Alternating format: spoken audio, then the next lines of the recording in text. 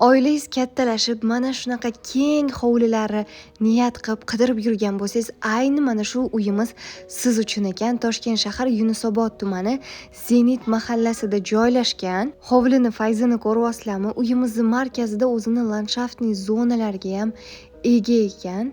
Uyimizga ikkita eshikdan kirsa bo'ladi. Birinchisi panoramli oshxonadan kirsa bo'ladigan eshik, ikkinchisi bo'lsa umumiy mehmonlaringiz kelsa ham mana shu eshikdan bemalol kirgizsangiz bo'ladi. Umumiy maydoni 5-7 sotixga tushgan 5 ta yotoqxona, 2 ta zal, 2 ta oshxonasiga ega ushbu uyimiz. Narxini taxmin qilib turinglar. Men bo'lsa oxirida aytaman. To'g'risini aytsam, bunaqa zo'r mehmonxonani uncha-muncha uylarda ko'rolmaysiz. Ko'ryapsizlar, did bilan yasatilgan ekan. O'zini mana shunaqa stollari Yevropa stilini berib turibdi. Undan tashqari televizorning zonani yonginasida mana shunaqa divanli zonamizga ham ega ekan. Uyimizda barcha mebellar qoladi deyishgan. Aynan mana shu mehmonxonadagi jihozlardan tashqari. Ana endi navbat keyingi xonalarimizga. Birinchi qavatimizda kattalar yotoqxonasi, garderobni, undan tashqari shunaqa noodatiy oshxonamiz bor. To'g'risini aytsam, men bunaqa oshxonani birinchi marta ko'rishim. Ko'pincha uylarda yozgi oshxona hovlida bo'lsa, bu uyimizda uyi ichkarisida ekan. Juda ham g'aroyib. O'choq qozonlarni uyi ichkarisidagi oshxonaga joylashtirishgan. Menga bu ideya juda ham yoqdi. Ko'ryapsizlar, havo ham tashqarisiga chiqib ketadi. To'g'risini aytsam, bu uyga ikkita oila bemalol sig'adi. Kelin olsangiz, mana shu uyga tushirsangiz bo'ladi. Chunki bu uyimizdan tashqari alohida hovlini etagida yana bitta xonadon bor. Aynan hamma shart-sharoitlariga ega qilib qurilgan ekan. Podval qismimizni ko'rsatmaymiz, lekin podvalimizda turk hammomi va basseynlariga ham ega. Ikkinchi qavatimizda asosan yotoqxonalar joylashtirilgan. Patoloklarni ko'ryapsizlarmi? Juda ham keng qilib ishlangan ekan.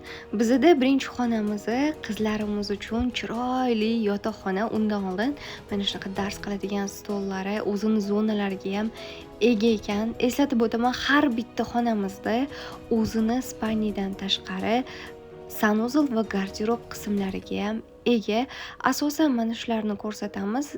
Uyimizning egalari garderobni va sanuzel qismlarimizni ko'rsatishni istashmadi. Qizlarimizning xonasini yonginasida esa yana bitta kattalar yotoqxonasi joylashgan. U yotoqxonamizni ham o'zini sanuzel va garderobning qismlariga ham ega. Mebellari, pardalariga bitta baho berib qo'ying. To'g'ri, bu yashalgan uy, lekin umuman unaqaga o'xshamaydi. Uyimizning egalari juda ham akkuratniy did bilan qurib, mana shu uyda mehr bilan yashashganligi shundoq bilinib turibdi. Bu xonamiz bo'lsa kirlaringlarni quritib, dazmol qiladigan xona ekan.